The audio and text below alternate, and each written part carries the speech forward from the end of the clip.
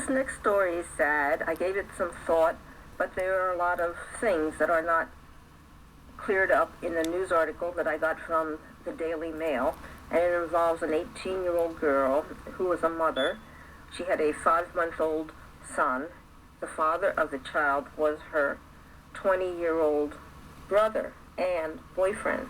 So she was probably around 16 when she got pregnant, and he was around 18 when he fathered the child. She was in a fight with a 15-year-old girl who went to the high school, and this girl who died, she was not in the school, but she went to the school to fight with this girl. The fight was broken up by a security officer. He threatened to pepper spray the women. The fight stopped.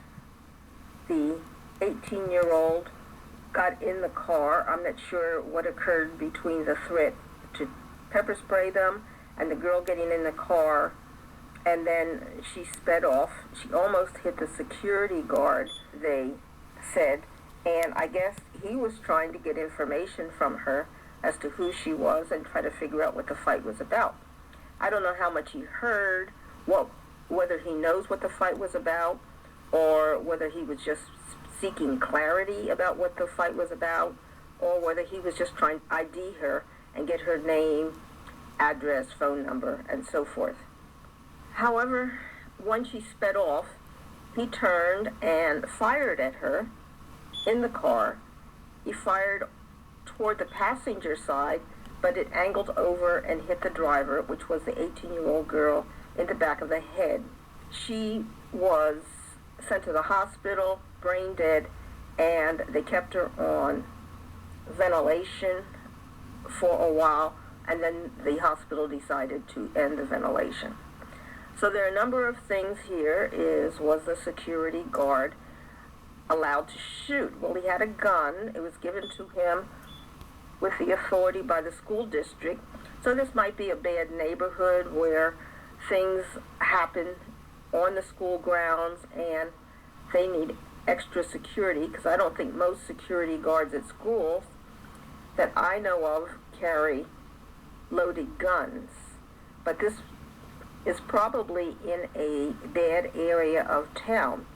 The girl who's 18 who died might have been a gang member. A lot of times gang members prey on the young girls who are around 15, 14, 13, try to get them in the gang or try to get them into certain sex prostitution type gangs, or try to get them involved in the drug trade or other things. Because this girl, who's 18, had no business being at the high school. And so it is the job of the school to protect the students who come there. So the security guard had the authority to use the gun if he thought there was a danger to a student. And when the girl drove off recklessly in her car, such that she almost hit the security guard, it was deemed she might have been even on drugs, or she was at least driving dangerously in a school zone. And of course, school zones have a speed limit of 25 miles an hour, and you must drive carefully because of the students. So because of her possible use of drugs, because she was driving recklessly such that she almost hit the security guard, and because of her mental state and her reckless driving, she was considered to be driving a lethal weapon. A car can be considered a lethal weapon because of its size and the amount of damage it can cause.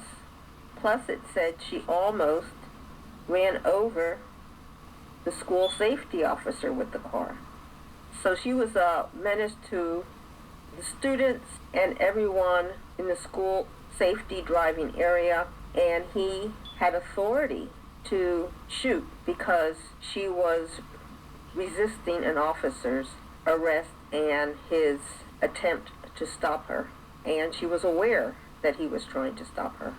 She was running away from an officer. because she was doing something possibly illegal with the 15-year-old student, I feel that the security guard probably had a right to shoot at the girl as she drove off. He probably didn't mean to kill her, but he probably wanted to stop her from leaving the grounds and endangering the students who were on the grounds and other cars that might be near the school, in the school zone, driving about 25 miles an hour. So it'll be interesting. Did they find drugs in the system of this girl? Was she involved in a gang, such as, what's it called, MS-15 or something? Or was she involved in some sort of prostitution ring or something like that? The brother/boyfriend of the girl that died wanted to have the final say as to when she was taken off life-saving ventilation.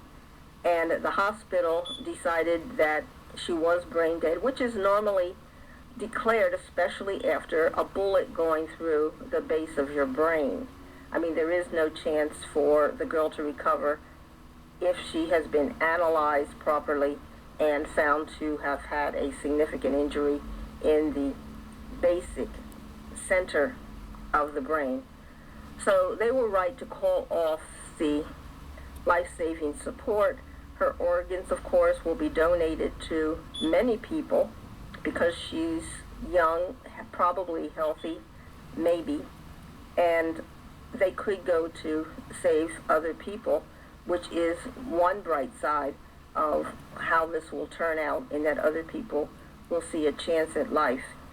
The family is, of course, irate and saying, that the officer didn't have the right to shoot her, he wasn't authorized to shoot her, she wasn't a harm to anybody, and that the officer should be put in jail.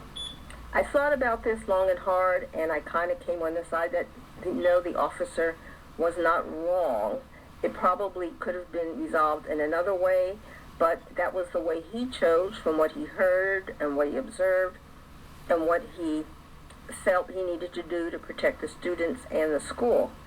And, whatever history this school has with drugs, gangs, and past violence.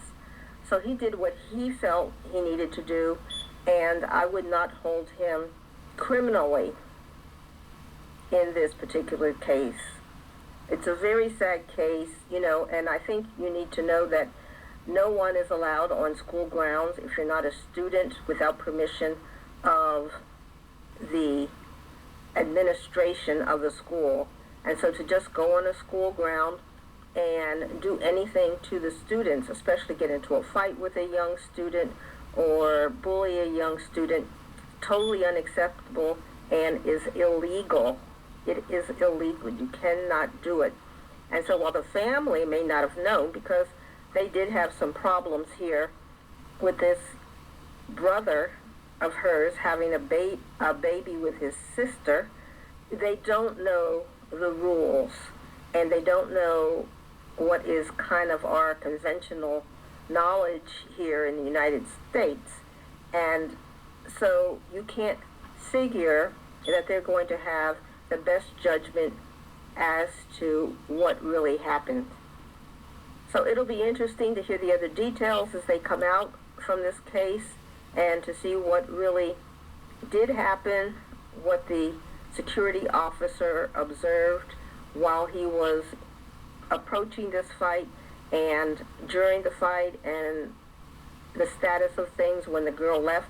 When she drove away, she was in the car with her brother, who was younger than her, and with her, and her other brother, who is the father of her child. Now, what were all these people doing at the school? It's kind of odd, especially since she's out there fighting with this 15-year-old. So, very odd situation. Certainly the father is not a neutral party, as he was in the car and was there when the girl was fighting and didn't seem to have any problem with that, according to the story. Very weird case, very sad for all involved. I think the family needs to be investigated for child abuse by the social services, what's going on, that everybody that this girl had a baby by her brother, and he said they had been trying to have a baby for a long time. Well, that's crazy. What in the world is going on there? And there is another young girl who lives in the family, and is she also being used for sex by family members? And social services need to get involved with that. So we'll find out soon exactly what happened, and just remember, school grounds are sacred for students, and it's illegal to go on them without permission. I advise anybody who is stopped by an officer to view my prior video about what to do when you're stopped by police. It is illegal, and police can shoot if you have been arrested by a policeman or detained by a policeman and you try to drive off illegally. So watch my other video and you will get some information as to what to do if you are detained by a police officer. Do not drive off.